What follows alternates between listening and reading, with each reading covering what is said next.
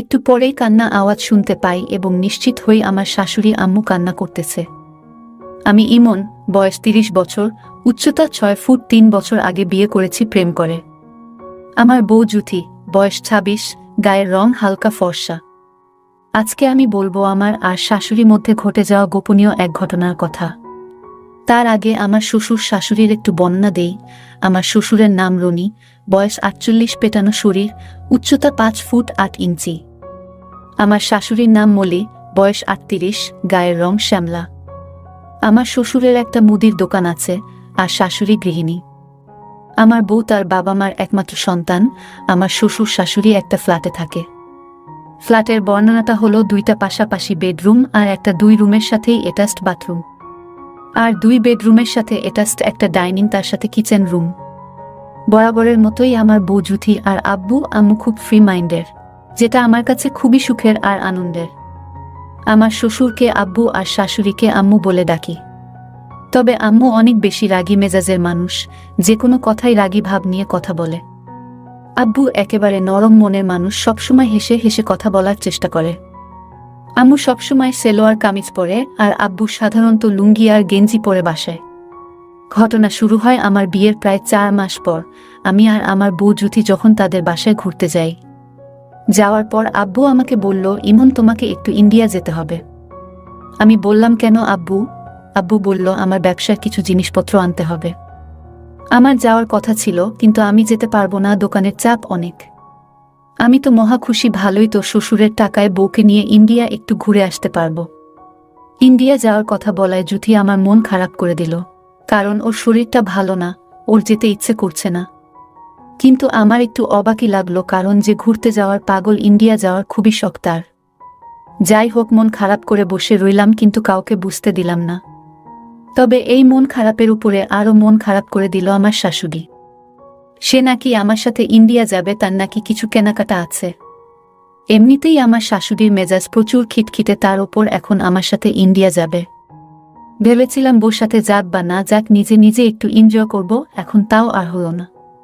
যাই হোক, আমার শ্বশুর কাগজপত্র রেডি করে দিল দুইজনের। সেখানে আমরা 2 রাত 3 দিন থাকব, যথারীতি 2 দিন পরে আমাদের ফ্লাইট। আমি আর আম্মু বিমানে উঠে গেলাম। আজকে আম্মুকে একটু অন্য রকমই লাগলো, কারণ তিনি আজকে একটা গর্জিয়াস জর্জেটের খেলোয়াড় কামিজ পরেছে, ওড়নাটাও একপাশে ঝুলিয়ে রেখেছে। তো বিমানে একসাথে সিট পড়েছিল।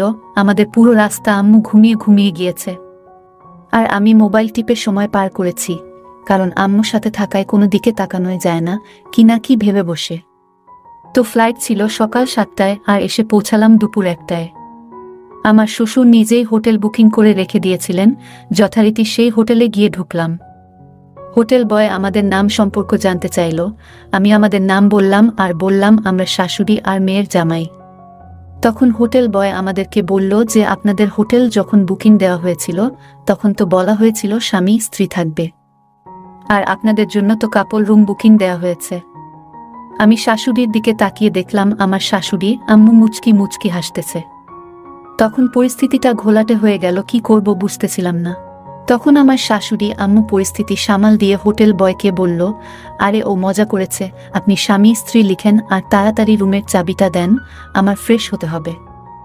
আমি তো পুরা খেয়ে রইলাম। তখন আমার শাশুড়ির আগের স্বরে আমাকে বলল, ইমন তাড়াতাড়ি চলো, ভালো লাগতেছে না, রুমে যেতে হবে এখনই।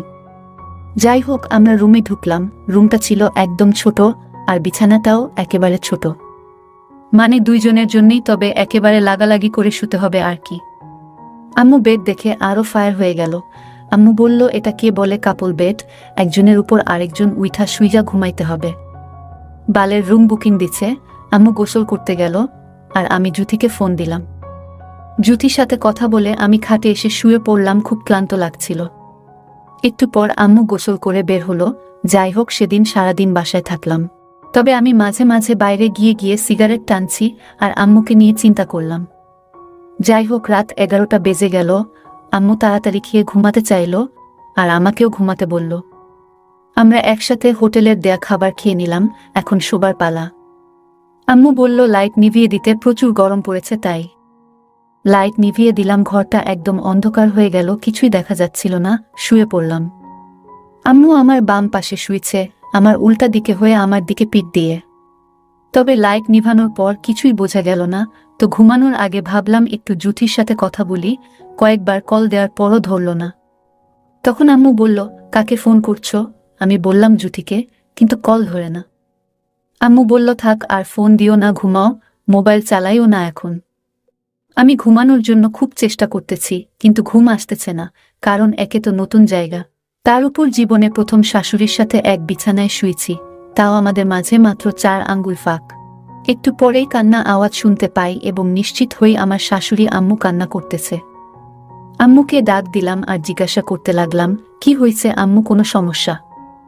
অন্ধকারে কিছুই দেখতে পারতেছি না, আম্মুর কান্না থামতেছে না। আমি তো কিছুটা ভয় পেয়ে গেলাম। আর সাথে সাথে মোবাইলের ফ্ল্যাশ জ্বালিয়ে দেখলাম আম্মু চোখ বন্ধ করে কান্না করতেছে আর সারা শরীর থরথর করে কাঁপতেছে। অনেক ডাকলাম, কিন্তু কোনো লাভ হলো না। রাত বাজে তখন 2টা। কি করব কিছু বুঝতেছি না। শেষে আর কোনো উপায় না পেয়ে জুথির নাম্বারে কল করলাম। 2বার রিং বাজার পর আমার শ্বশুর কল রিসিভ করল। আমি বললাম, আব্বু আপনি জুথির ফোন ধরলেন, জুথি কোথায়? আব্বু বলল, জুথি ঘুমাচ্ছে বাবা। কেন, কি হয়েছে? আমি কিছু চিন্তা করার সময় পেলাম না, কারণ আম্মুর কাঁপুনি আরও বাড়তেছিল। 7-5 না ভেবে আব্বুকে আম্মুর সমস্যার কথা বললাম। আব্বু বলল, কি বলো বাবা, তাহলে তো সমস্যা, আমিও তো সাথে নাই, এখন কি করা যায়? আমি বললাম, আব্বু আম্মুর কি হয়েছে বলেন, আর আপনি নাই তো কি হয়েছে, আমি তো আছি, বলেন কি ঔষধ নিয়ে আসব।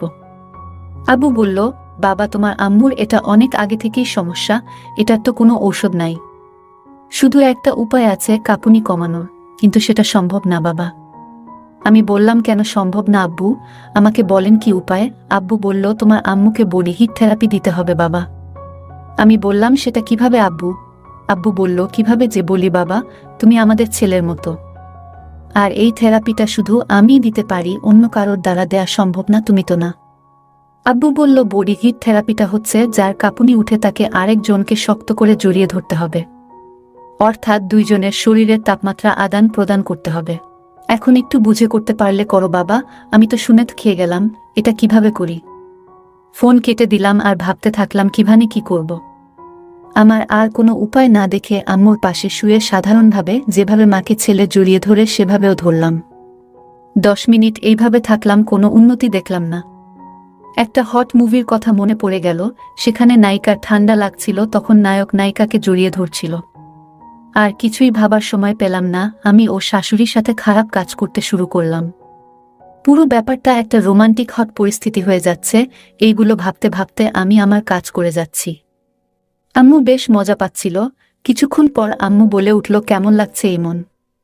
আমি বললাম, বলার মতো কোনো ভাষা নাই আম্মু, যে সুখ পাইছি জীবনেও কোনোদিন পাইনি আম্মু। কিন্তু আম্মু বলল, কিন্তু কি বাবা? আমি বললাম, আজকের এই ঘটনা যদি জুথি জানতে পারে, ও অনেক কষ্ট পাবে, ও আমাকে অনেক বিশ্বাস করে, আপনি প্লিজ ওকে কিছু বলবে না। আম্মু বলল, তুমি এত ভয় পাচ্ছ কেন? আজকের ঘটনা কেউ জানবে না, তুমি শুধু আমাকে খুশি করে দাও। এইভাবে চলল হোটেলের 2 দিন। যাই হোক, আজকের ভিডিওটি এই পর্যন্ত। যদি আমাদের ভিডিওগুলি ভালো লাগে তাহলে লাইক, কমেন্ট এবং শেয়ার করুন, আর সবার আগে ভিডিও পেতে আমাদের চ্যানেলটাকে সাবস্ক্রাইব করুন। সবাইকে ধন্যবাদ।